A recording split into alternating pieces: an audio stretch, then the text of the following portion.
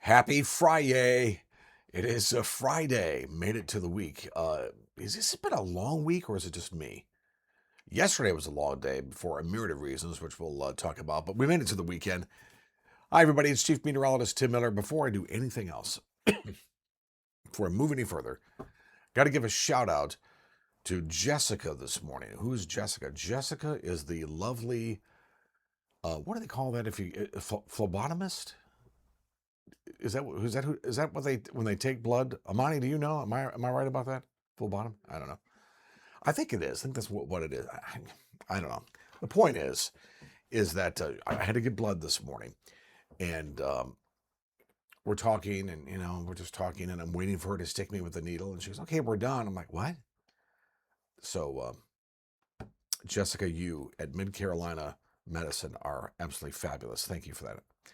And yeah, giving blood's always like, yeah, but it's a good thing. Yesterday, if you were in the Midlands, really I really shouldn't just say the Midlands here. This went up towards the Piedmont, towards Lancaster and Rock Hill. Not Rock, yeah, Rock Hill, from Rock Hill to Lancaster, down through Chester, Fairfield, and of course into Columbia. Was this ginormous storm that blew up yesterday. I was down at the Citadel yesterday down in Charleston, and getting sort of a taste of the humidity and the heat and the heat index. Whew.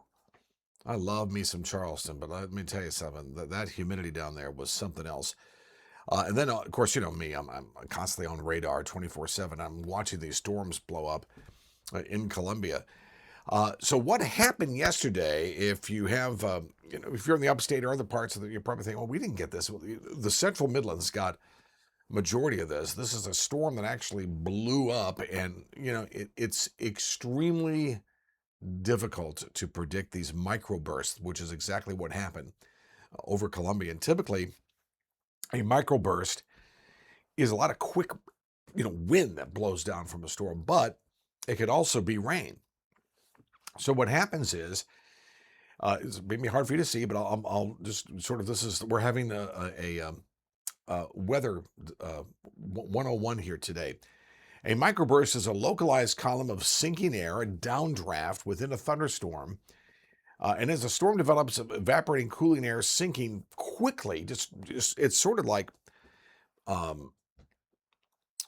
you have this, I don't know, like a block here, and all of a sudden you remove the block, and all that stuff that's building up here, whooshes down. And they can cause a lot of damage and a lot of rain. This is where you get these microbursts that develop, and then all of a sudden, at any point, will just drop. And there it goes. I mean, it drops the rain, it drops the wind, and it can be hellacious at times. And that's exactly what happened. Some reports of a 5-6 inch rainfall. That may be a little much. Wouldn't surprise me. But I think this is what caused widespread flooding all over the place yesterday afternoon. So going from work and school yesterday, everybody has a story of what they experienced throughout the Midlands and up towards the Piedmont for this particular storm, because it was quite big. And what also happens with these storms, and this happens a lot in the summertime. Have you ever stood outside and it's the sky's getting dark, and the wind picks up, and then all of a sudden you get this huge burst of cool air. It's not raining yet, but this big breeze of cool air comes in, and it feels great, right? Because it's been hot all day outside. And you're like, oh, wow, how refreshing that is. And normally about 10, 15 minutes later, the bottom drops out. It starts to pour. That's what we call an outflow. So what happens is you have the rain, and the rain comes down from the storm and races out of the storm, the rain. And of course, anything that races producing wind, because it's moving at a quick speed. So you have this sort of burst of cool air that comes out of the storm. Well, what happens in an environment such as what we have in the summertime, where it's hot and it's humid, and you get this race of cool air, what do you think that does? That fires off more storms, right? So it's adding fuel to the already rich environment that's plenty of moisture with these storms.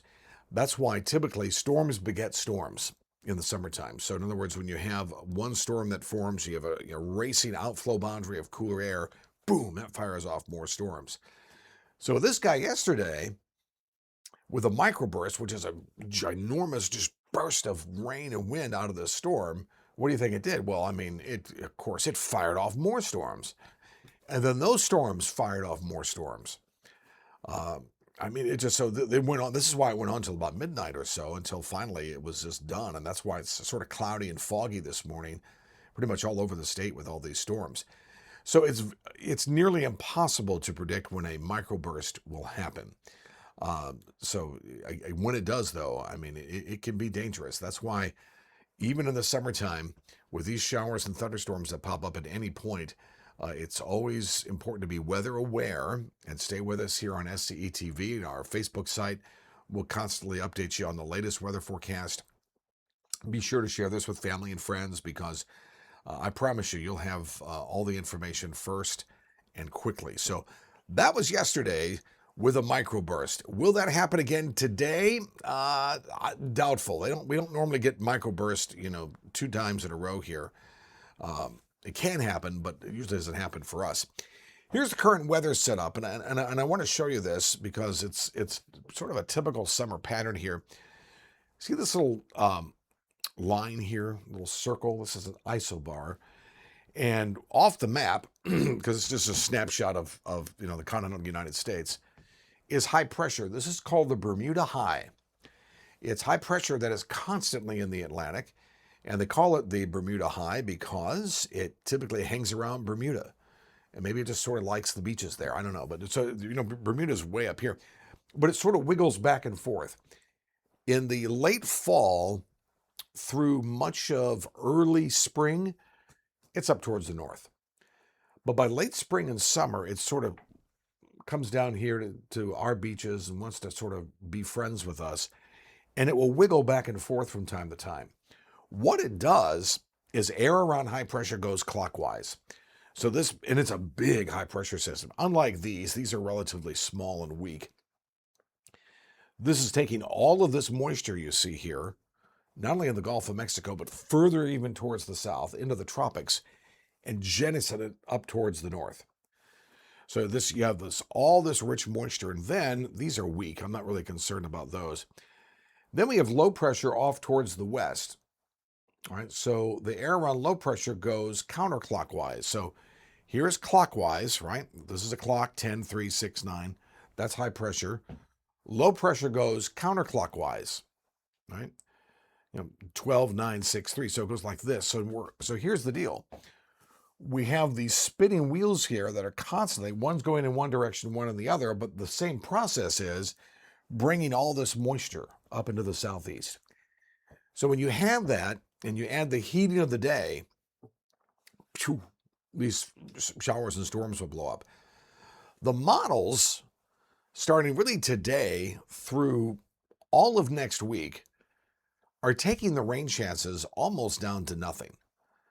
And I'm trying to figure out what are those models seeing that I'm not seeing? And I'm showing you this. I'm not going to show you the stuff that I look at because you'll go like, oh. It'd just be absolutely boring. But I'm not seeing that, especially when you have Bermuda High here that's pumping in all this moisture. Now, you can have what we call a cap on the atmosphere, right? You can have plenty of moisture, and we've had these days where we've had hot, humid conditions. We don't get any storms at all because there's a cap. It sort of limits the development of storms. That's why you'll sometimes see in the summertime, instead of these billowing cumulonimbus clouds that look like cauliflower or broccoli in the sky and they go way in the atmosphere, you'll sort of see the clouds sort of flatten out at the top, right? That's that cap. It's not allowing the clouds to go into the atmosphere, reach cooler temperatures, condense, produce rain. It's not allowing that. I don't see the cap. So I'm looking at these models thinking, what are you seeing that I'm not seeing? And so oftentimes, remember that weather models, are tools. They help us look at the atmosphere. That's why we have different models. We have ensembles that we look at. And as a meteorologist, I'm also looking at, okay, how South Carolina's topography of the land plays into a factor for the weather. All of our various lakes, the fact that we have sea level at Charleston to Sassafras Mountain at 3,000 feet, all of that plays into how our weather operates. The models don't take that into account. They're taking the atmosphere as just a general rule. I have to take that into account and make it a forecast. So I ramble on here to say that I'm not buying into this no rain business or very limited rain. I think we're still going to have these showers and storms. I do agree that the coverage will be a little less because there's a tad bit drier air in, but I do believe also as we get in the next week, there's going to be a weak front that moves our way. The models aren't taking that into effect or into account. They're keeping it well to our north. I think you got to be careful with that because that may happen, and that would certainly limit our storm chances. But if it doesn't, then our storm chances are going up. I believe that every front that we've seen here that's been able to sneak down in the last several weeks, which by the way is unusual for us. Normally we don't have that. I think that's going to continue. So I'm going to bet that that front will actually get to us. So instead of having what the models are indicating a less than 20% chance of rain, I'm going to keep it about 30, maybe 40% tomorrow, all the way through much of next week. All right. Again, that means that some of us won't even see a drop. Others may see a downpour. So that's a typical summertime pattern for us. So unlike the models that are taking the rain away, I think with the Bermuda High here, weak low pressure off towards our west, I mean, this is wide open. And but also a big ridge of high pressure off towards the west is going to retrograde east. So that's going to make us hotter. So we're going to be hot and humid. Really today's going to be sort of muggy out all across the state. But once we get into Sunday, Monday, Tuesday, Wednesday, I think all of us are going to see a big change with the heat and humidity. But I do think we're going to keep that storm chances. I'm going to keep the storm chances in the mix for the entire state as we move on forward. All right, let's look at a couple of other little ditties here. I'll show you this. High temperatures today. Generally speaking, 92 Columbia, 86 in Charleston, and that could be mainly because of cloud cover and some showers. All right, but don't let that fool you. You're not going to go, wow, 86, it feels great. Let me tell you, the dew point yesterday was 80 degrees when we were at the Citadel. That's the highest I've seen the dew point in quite some time. So it will be oppressively humid, even though we're at 86 degrees. 92 Orangeburg, 92 Sumter. Notice towards the upstate, 87 in Lawrence, 88 in Greenville. Again, those are the high temperatures. Again, the humidity will be high, not as high as down towards the coast, but I think with scattered showers and storms, we're going to keep those temperatures pretty much where they are. So that's more comfortable for sure. Those temperatures also towards the upstate and also towards the Piedmont will start to increase as we get into the next week. Let's look at the heat index today. And this is what we're looking at, 98 Charleston. Again, that's not bad, but still, you'll feel it. 100 at Hilton Head, 103 in Orangeburg, 101 Sumter, 102 Columbia. Again, these are heat index, but notice the upstate. We're still talking mid to upper 90s. So even though the temperature may be 86, the heat index will be about 10 degrees warmer. So yeah, it's going to be really oppressive, and we'll keep that in the mix again. My feeling is here over the next several days. All right, let's get to this. Let me quickly show you what's going on here. A quick look at the satellite view. Let's put that into motion if we can here. What we're seeing here is just clouds for the most part, just some high clouds. Satellite really doesn't show fog, just unless it's so thick and widespread. And we have plenty of widespread fog, but it's just not that oppressive. Notice this, right along the coast here. So we're going to still have that sea breeze. So that's why I'm thinking scattered showers and storms pretty much all weekend long. If you're going to the beach here this weekend, just be on the lookout for those showers and some thunderstorms. Let me see if I can do this. So this is let me see if I can get you a better view here of this. Oops. It's about as big as I think it's going to get. So here's our shower and storm chances. So here's our Bermuda High that's well off the coast. I want you to watch what's going to happen here. I'm going to go fairly quickly, and then we'll zoom into our forecast for the weekend. But I want you to you're going to see a rotation here. As this goes up and over. Remember, high pressure. It's going to. So buckle up. You ready? Here we go. We're going to start this Friday, and we're just going to go through time here relatively quickly, and you'll see how this evolves, right? How weather evolves. And I think this is the European model. I think it has a much better handle on the Bermuda High and the chances of storms than the GFS. GFS is just off the chain, I think, wrong here with this. So here we go. Notice what happens as we go through time. We're now into Monday. Notice this high pressure, it sort of dances back and forth, right? It doesn't go anywhere. It's just sticking around. And then you'll notice the showers and storms that go around, right?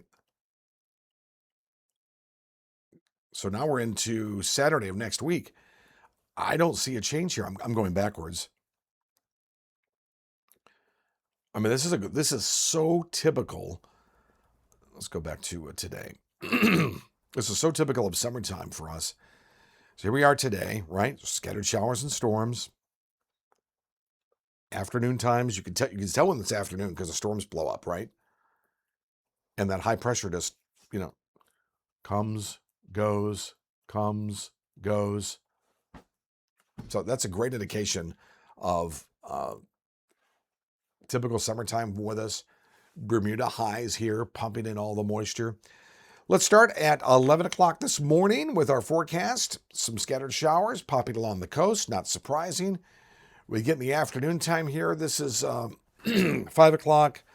Again, scattered showers and storms ending. There's 11 o'clock tonight. Anything that pops up will be very, in and out very quickly. Here we are at 8 o'clock tomorrow morning. This is Saturday.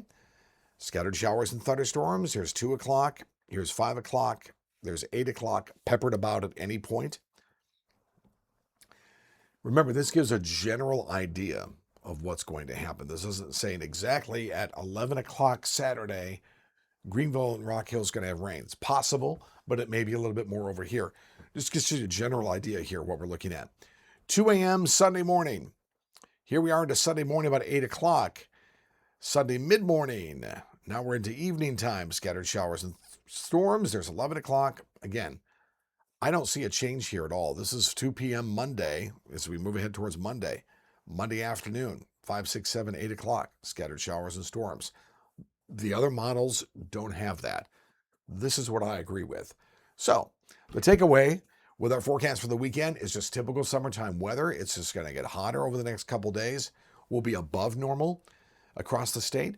Temperatures, generally speaking, low to mid 90s. Heat index will be pushing 100, 103, maybe a little higher towards the coast as we get in the next week. And I do think we'll have a daily chance of those showers and storms. And at any point, any one of these storms can produce some pretty heavy rain, gusty winds, and the possibility of hail.